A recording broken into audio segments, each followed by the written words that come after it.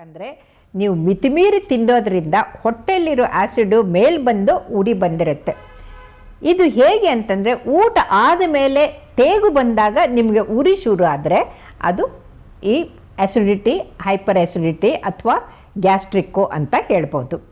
ಇನ್ನು ಹಾರ್ಟ್ದಂದರೆ ಹೇಗಿರುತ್ತೆ ಅಂತಂದರೆ, ನಡೆದಾಗ ಹೊಟ್ಟೆ ಇರೋದು ಕೆಳಗಡೆಗೆ, ಹೃದಯ ಮೇಲ್ಗಡೆಗಿರುತ್ತೆ.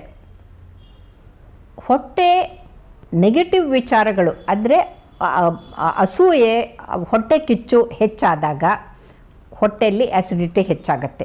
ಅಥವಾ ನಾವು ಮಿತಿಮೀರಿ ಖಾರ ಮತ್ತು ಮಸಾಲೆಗಳನ್ನು, ಪದಾರ್ಥವನ್ನು ತಿಂದಾಗ ಕೂಡ ಆ್ಯಸಿಡಿಟಿ ಆಗುತ್ತೆ. ಹೊಟ್ಟೆ ತುಂಬ ಕಂಠಪೂರ್ತಿ ತಿಂದಾಗ ಏನಾಗುತ್ತೆ, ಹೊಟ್ಟೆಯಲ್ಲಿರೋ ಈ ಆ್ಯಸಿಡ್ಡು ಅದ್ರ ಜೊತೆಗೆ ಅಂತ ಮೇಲಕ್ಕೆ ಬಂದಾಗ, ಆ ತೇಗು ಬಂದಾಗ ಎದೆ ಉರಿ ಶುರು ಆಗುತ್ತೆ. ಈ ಎದೆ ಉರಿನ ಹಾರ್ಟ್ ಅಟ್ಯಾಕ್ ಅಂತ ತಿಳ್ಕೊಳ್ಬಾರ್ದು. ಯಾಕಂದರೆ ನೀವು ಮಿತಿಮೀರಿ ತಿನ್ನೋದ್ರಿಂದ ಹೊಟ್ಟೆಯಲ್ಲಿರೋ ಆ್ಯಸಿಡು ಮೇಲೆ ಬಂದು ಉರಿ ಬಂದಿರುತ್ತೆ.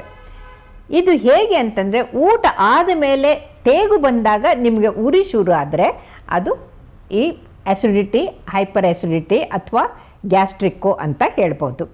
ಇನ್ನು ಹಾರ್ಟ್ದಂದರೆ ಹೇಗಿರುತ್ತೆ ಅಂತಂದರೆ, ನಡೆದಾಗ, ಏರಿ ಹತ್ತಿದಾಗ, ಮೆಟ್ಲು ಹತ್ತಿದಾಗ, ಚಿಂತೆ ಮಾಡಿದಾಗ, ಟೆನ್ಷನ್ ಆದಾಗ ಎದೆಯಲ್ಲಿ ಭಾರ ಆದಂಗೆ ಆಗುತ್ತೆ.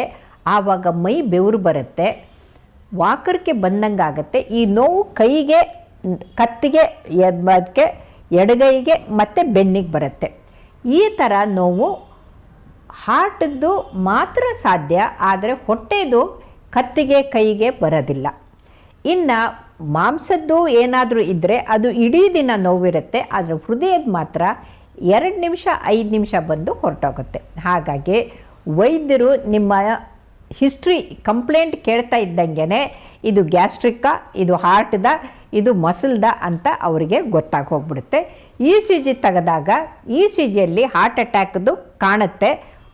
ಗ್ಯಾಸ್ಟ್ರೈಟಿಸ್ ಇದ್ದರೆ ECG ನಾರ್ಮಲ್ ಬರುತ್ತೆ.